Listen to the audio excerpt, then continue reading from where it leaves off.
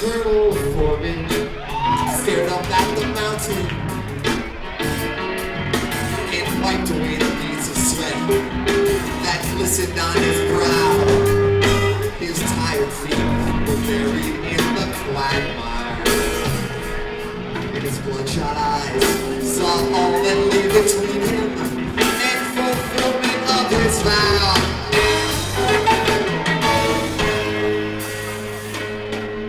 He felt his fingers wrap around a knotted root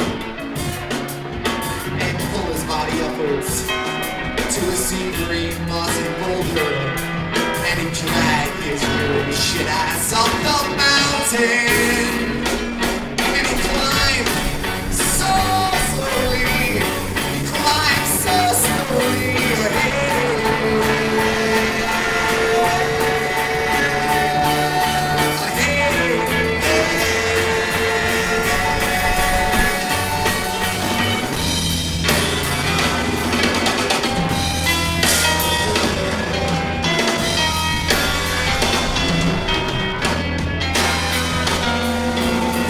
He heard the crack of thunder, and the rocks began to crumble overhead and tumbled down the mountain to a dismal swamp that lay beneath the jagged cliffs through which his path had led. And the earth lay beneath his feet, and the mighty mountain changed before his eyes, and he stood amidst the sea dust and rocks and stones cascading down the mountain, and 1,000 birds were heading for the sky. The sacred creed will be yours. Wait until tomorrow. The sacred creed will be yours to devour, yours to seize and to obey.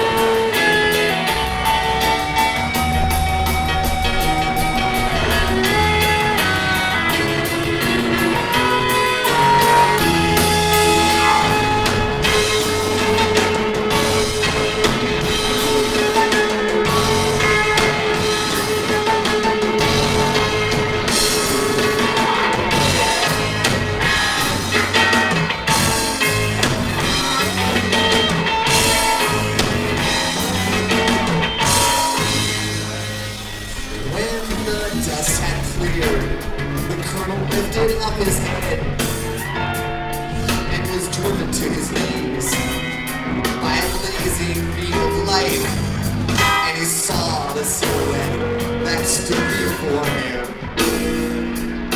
and he bowed in reverence, trembling in the shadow of the mighty legend's form.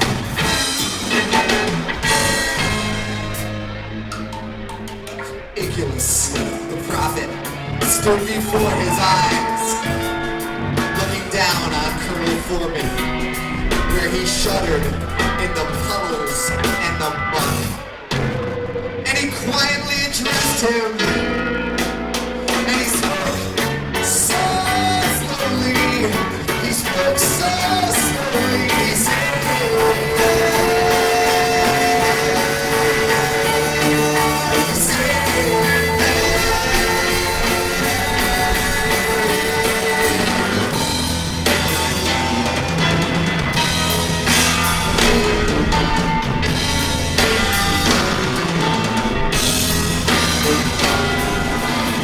Forbin, I know why you come here, and I'll help you real quickly in the news that you like. I call upon my faithful friend, the mockingbird, to fly and seize the helping hand and bring it to your shadow, and return knowledge in your soul will grow. Let the helping friend will plant the seed. But I warn you that all knowledge seeming innocent and pure becomes a deadly weapon in the hands of avarice and greed. The sacred breed will be yours. You wait till tomorrow. The sacred breed will be yours to devour, yours to seize and to By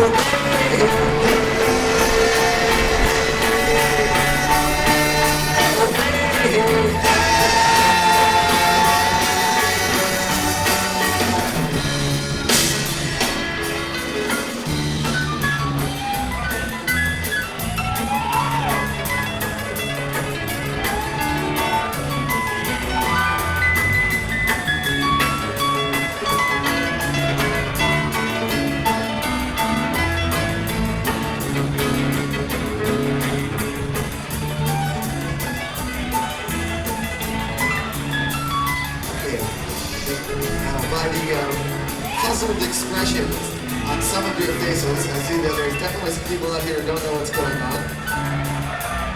And I'm going to explain it to you right now. First of all, let's just go back one song in the song list. The song that we just played before this, Llama, takes place in Gamehenge, which is where we are right now. We just left this building and moved into Gamehenge.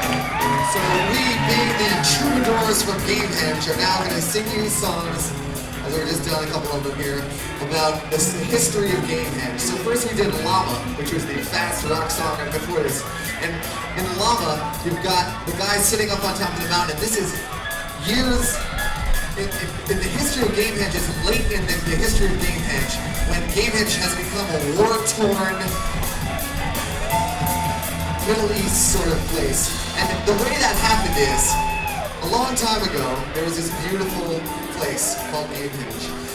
And there were trees, there's a huge, vast green forest stretching out, and these people called the lizard people lived in Gamehenge in peace and harmony and tranquility with the earth. And the way they did this, they had a book called the Helping Friendly Book, and the Helping Friendly Book had been given them to their god, the great and knowledgeable Icarus, whose spirit lived on top of the mountain that rose out of the forest, but who none of the lizard people had ever seen. The legend had it that he was on top of the mountain. He had given them the Helping Friendly Book, and the Helping Friendly Book contained all the knowledge inherent in the universe and taught them how to live in harmony with nature.